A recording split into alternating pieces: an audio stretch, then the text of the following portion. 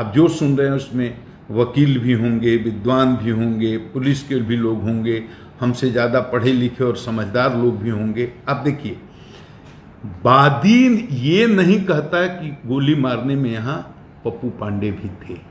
वो कहता है लिखित कि 4 दिन पहले हमको एक जगह पर मुकेश पांडे और पप्पू पांडे ने रोक कर हमको धमकी दी।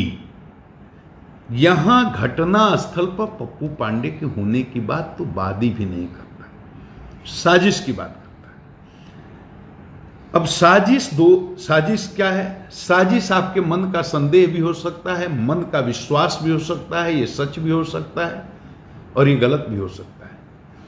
कानूनी रूप से चार्जशीट करने के लिए साजिश के बिंदु पर अनुसंधान करके साक्ष्य जुटाना पड़ता है और वो एक टाइम टेकिंग प्रोसेस है, उसमें समय लगता है। मेरा इतना ही कहना है।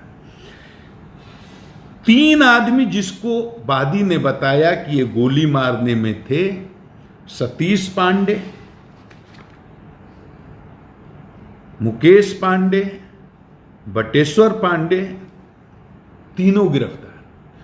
एफआईआर होने के साथ जैसे एफआईआर होता है और हमारे ये जो विक्टिम हैं, पीड़ित हैं, 3 आदमी की अंतिम संस्कार होने के लिए जाता है, चिता में आग लगाई जाती है, पूरी तरह से संस्कार संपन्न भी नहीं होता है, उसके पहले पुलिस मेरे आदेश पर, जैसे मुझे सूचना मिलती है, मैंने कहा तुरंत गिरफ्तारी होनी चाहिए और तुरंत सतीश पांडे की गिरफ्तारी होती है, मुकेश पांडे की गिरफ्तारी होती है, 25 को एफआईआर, 26 को इनकी, और एक जो बचा हुआ बटेश्वर पांडे, उसकी भी आगे गिरफ्तारी। तीनों जिसको घटनास्थल पर गोली मारने की बात बताई जाती है, तीनों की गिरफ्तारी हो गई। इसमें नहीं कोई बचा जिसका नाम दिया गया। अब एक चीज, ये एक केस देखिए, ये केस होता है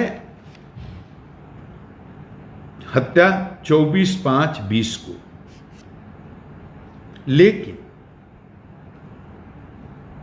उसके तुरंत बाद, ये घटना के बाद पुलिस एफआईआर करती है, सतीश पांडे, मुकेश पांडे की गिरफ्तारी करती है, बटेश्वर पांडे की गिरफ्तारी हो गई, एसआईटी बनाई जाती है डीआईजी के नेतृत्व में, पूरा एसटीएफ की टीम भेजी जाती है, सीआईडी की टीम भेजी गई है, यूपी पुलिस के साथ हम लोग लाइजनिंग करते हैं और लगातार उसके संपर्क में आकर के सारे गिरोहों के बारे में जो यूपी के साइड में छुपे हुए हैं उनके बारे में जानकारी प्राप्त करते हैं।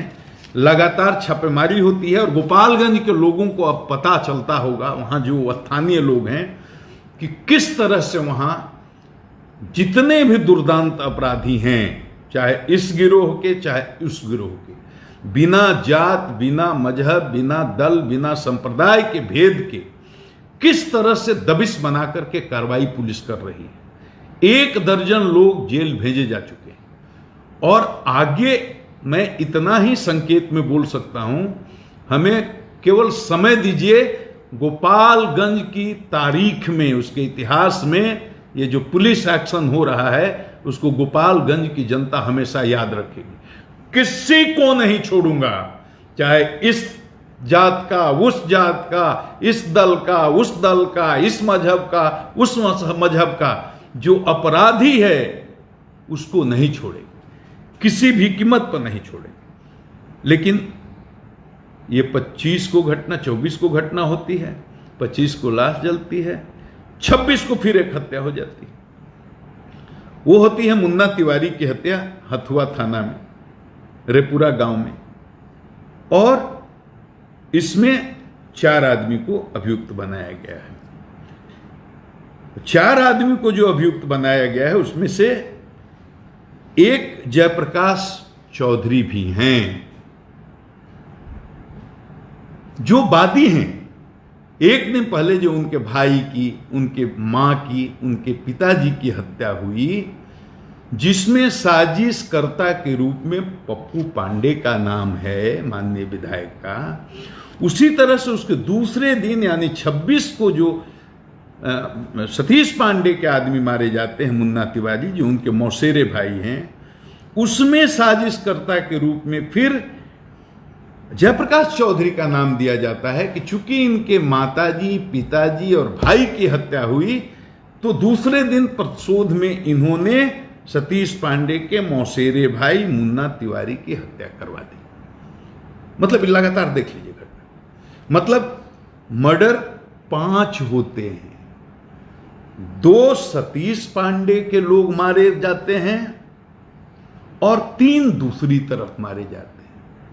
लगातार 9 तारीख को, 24 तारीख को और 26 तारीख को 2 सतीश पांडे के लोग मारे जाते हैं, 3 दूसरी तरफ मारे जाते हैं।